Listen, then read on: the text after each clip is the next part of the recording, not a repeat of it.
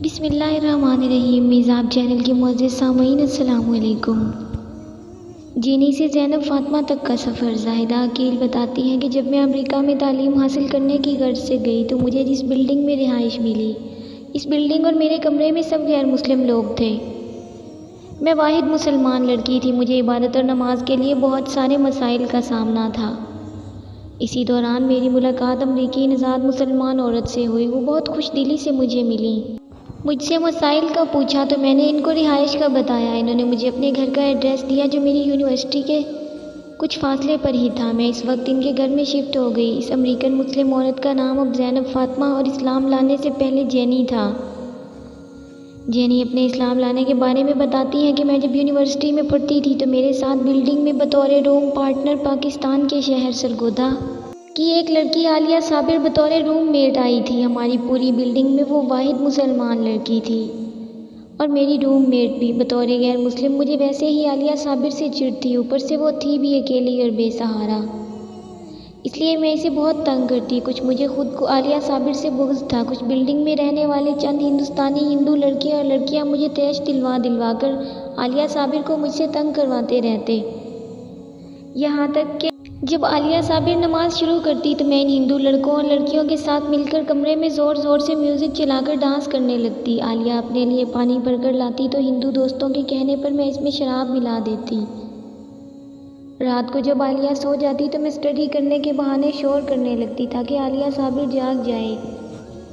गर्ज ये कि मैंने आलिया साबिर का जीना हराम करके रख दिया था, मगर फिर भी ना तो वो स्टडी छोड़ कर गई और ना कमरा और बिल्डिंग। यहाँ तक कि एक बार आलिया रमज़ान अल मुबारक के महीने में नमाज अदा करने लगी थी तो हमने रूम में शराब और म्यूज़िक की महफ़िल का इंतज़ाम किया।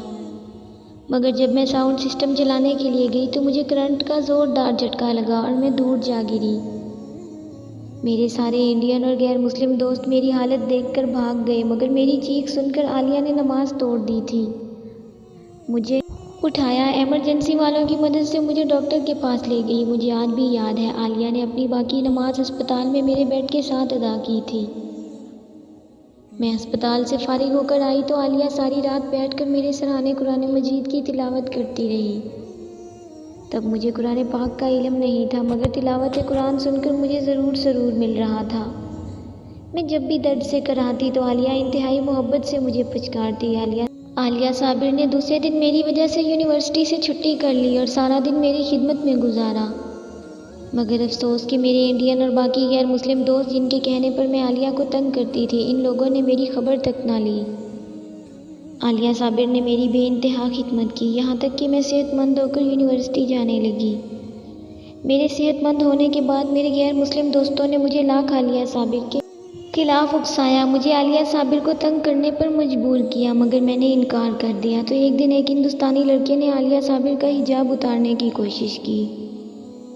मैंने इसके मुंह पर थप्पड़ जड़ दिया। जिस दिन आलिया साबिर की खातिर मैंने अपने दोस्त को थप्पड़ मारा, इसी दिन आलिया ने शाम को मुझे दावत कबूल इस्लाम दी। मैंने कबूल कर ली। मैं आलिया की ज़ुबान से निकलने वाले कलमा शहादत के अल्फाज को दोहराया। फिर आलिया के साथ मुख्तलिफ मुसलमान उलमा से मिली, इस्लाम की हकीकी रूह से रोशनास हुई और फिर आलिया से अरबी ज़ुबान में कुरान पाक की तिलावत करना सीखा।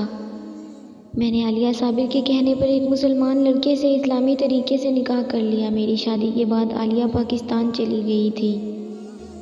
आलिया वहाँ एक मशहूर यूनिवर्सिटी में प्रोफेसर है। मैं आज भी इस्लाम से मुतल्लिक बहुत कुछ आलिया से सीख रही हूँ। मेरी औलाद नहीं हो सकी, मेरे शौहर का इंतकाल हो चुका है।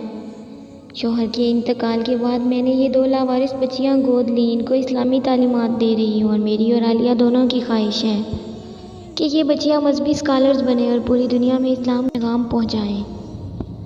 ज़ाहिदा अकील बताती हैं कि अपनी कहानी सुनाने के बाद बहुत देर तक ज़ैनब फ़ातिमा आलिया साबिर को दुआ देती रही और फिर रोते हुए कहने लगी, जब आलिया साबिर की ज़बानी या ख़बरों के ज़रिए से पाकिस्तान में मासूम बच्चियों और बच्चों के साथ ज़्यादती जैसे वाक़यात सुनती हूँ तो यकीन ही नहीं आता कि आलिया साबिर जैसी पाकीज़ा और बर्दाश्त करने वाली लड़कियाँ भी उस माशरे में जन्म लेती हैं।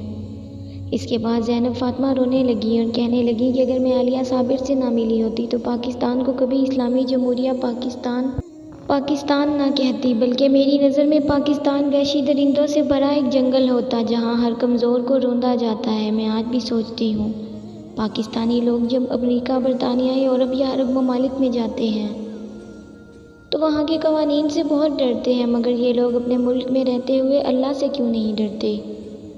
ज़ाहिदा अकील बताती हैं कि मैं चाहकर भी ज़ैनब फ़ातिमा को इसके सवाल का जवाब न दे सकी, क्योंकि ज़ैनब फ़ातिमा के पास सवाल के हक़ में दलीलें और सबूत ज़्यादा थे, मेरे पास जवाब के हक़ में कम। उम्मीद है आपको ये छोटी सी मोटिवेशनल स्टोरी पसंद आएगी। दोस्तों, अगर आप मेरे चैनल पर नए हैं तो चैनल को सब्सक्राइब करें और साथ में लगे घंटी के बटन को ज़रूर दबाएँ, ताकि हर नई वीडियो का नोटिफिकेशन आप दोस्तों तक सबसे पहले पहुंच सके।